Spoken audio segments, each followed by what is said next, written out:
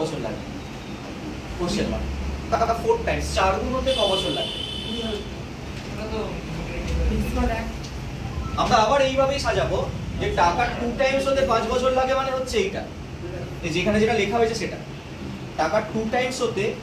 5 বছর টাইম লাগে মানে কি 1 টাকা ব্যাংকে রাখলাম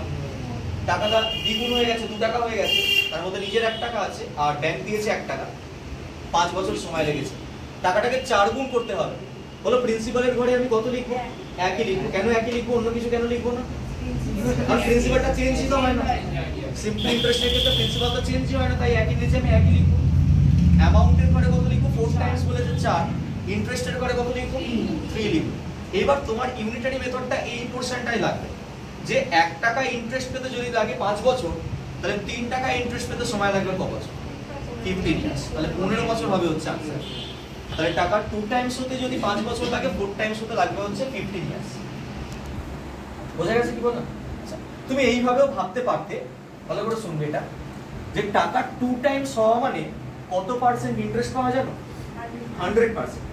টাকা 2 টাইমস হয়ে যাওয়া মানে তোমার টাকা ডবল হয়ে যাচ্ছে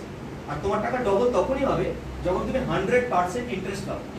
মানে যে টাকা ব্যাংকে রাখছো সেই টাকাটাই তোমাকে ইন্টারেস্ট হিসেবে পেতে হবে তবেই বলবে তোমার টাকা ডবল হয়েছে মানে তোমাকে 100% ইন্টারেস্ট পেতে হবে নেক্সট এবার আমাকে 4 গুণ করতে হবে টাকাটাকে তাহলে বলো তো কত পার্সেন্ট ইন্টারেস্ট পেতে হবে 300% ইন্টারেস্ট পেতে হবে